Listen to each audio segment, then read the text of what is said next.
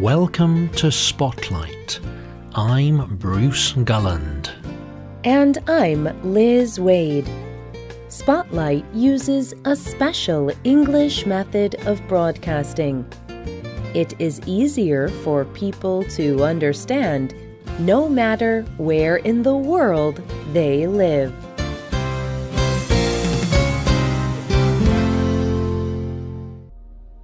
Have you heard the English expression, love at first sight? Here is an example from the film Titanic. This film is a very popular love story. The love story happens on the famous Titanic ship. In the film, a young man and young woman meet for the first time. Their names are Jack and Rose. One day, Jack sees Rose standing high up on the ship. His face changes. He thinks she is beautiful. Rose looks at Jack too. Something happens between them. A kind of connection. They have to meet. They already love each other. They have experienced love at first sight. They fell in love the first time they saw each other. Love at first sight is common in films and stories. Some people say it can even happen in real life. But can it? Is love at first sight real love? What makes people want to have a relationship with a particular person? Today's spotlight is on the science of falling in love. What makes us feel closeness with other people?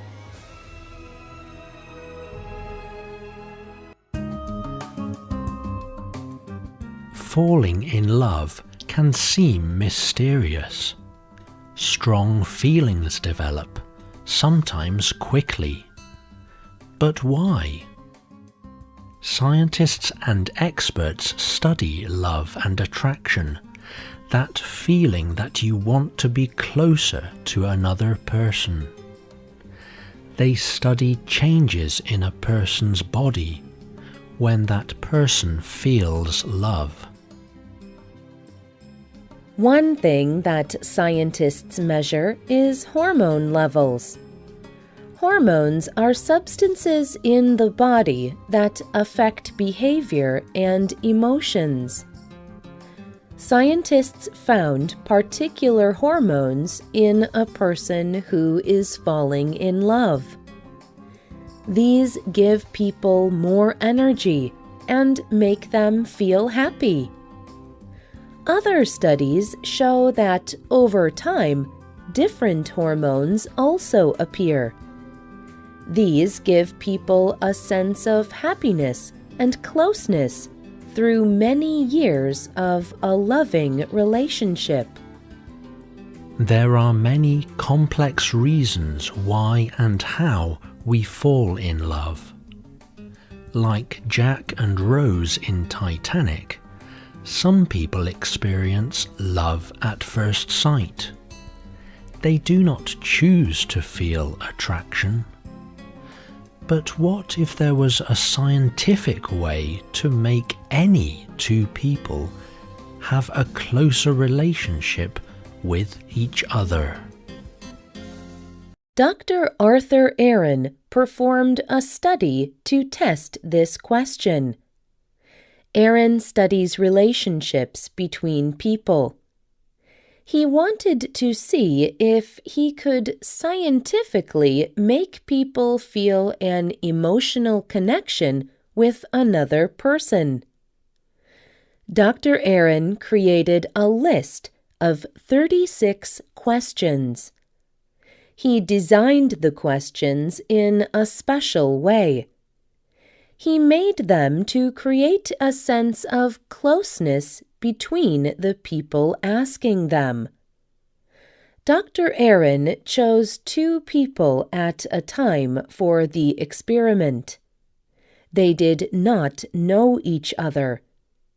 The 2 people sat together in a room. They took turns asking and answering Dr. Aaron's 36 questions.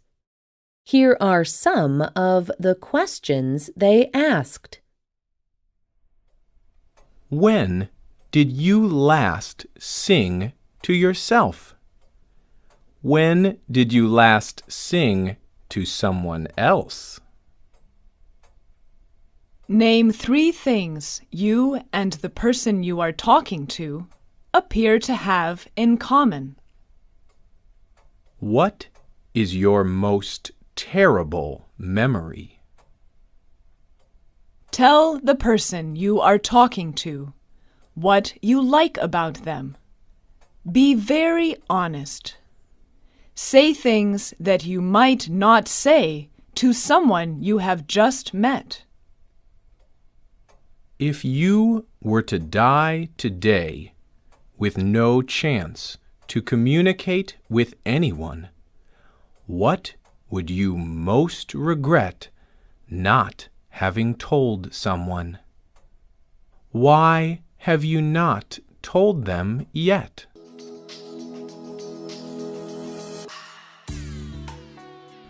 The 2 people spent almost an hour talking together. Then they wrote about the experience.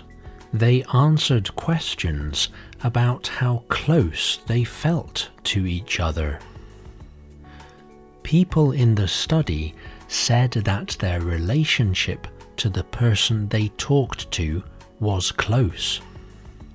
After only 1 hour, they said that the closeness was equal to their average relationship.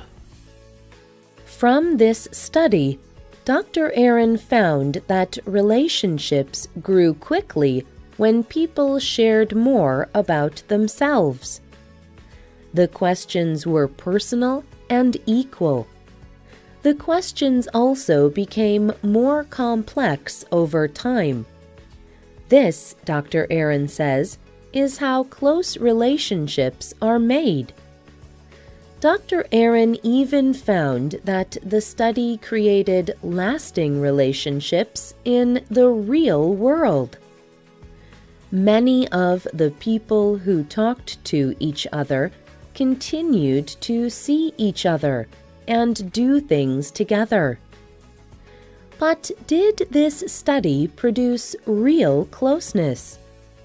Dr. Aaron answers this question in a journal article about the study. We think that the closeness produced in these studies is similar to closeness in natural relationships that develop over time. But it seems unlikely that these questions produce loyalty, dependence, commitment, or other important qualities of a relationship. These qualities may take longer to develop. So Aaron's questions do not really make people have a relationship, but they show the kind of conversations that help 2 people feel closer to each other. Mandy Len Catron wanted to test Dr. Aaron's theory. Catron is a writer for the New York Times. She tried her own experiment with Dr. Aaron's 36 questions. She met a man in a restaurant. They asked each other Dr. Aaron's questions. Catron noticed how quickly she and the man talked about personal issues. For most people, it can take months to talk about important personal issues. Discussing them made Katrin feel much closer to the man very quickly. She wrote that the experience was very good. What I like about this study is how it is based on the idea that love is an action. It is based on the idea that what matters to the person I am talking to matters to me. Katrin did fall in love with the man she talked to in the experiment. But she knows this does not happen for very many people. For most people, forming close relationships takes time and energy. Relationships are also very complex. Science has shown that many things influence who we are attracted to and why. But Aaron's study shows that what is important for relationships is learning to grow closer together. Sue Johnson wrote a book called Love Sense. It looks at the science of loving relationships. She told the Huffington Post, "It is completely terrible for us to keep defining love as a big mystery. We just need to know about it. We need to know how to shape it." What about you? Do you think love is an action? Have you ever fallen in love with someone? Was it love at first sight? Or did you take time to build a feeling of closeness? Tell us what you think. You can leave a comment on our website or email us at radio@radioenglish.net. You can also comment on Facebook at facebook.com/spotlightradio. The writer of this program was Rena Dam. The producer was Michio Ozaki. The voices you heard were from the United Kingdom and the United States.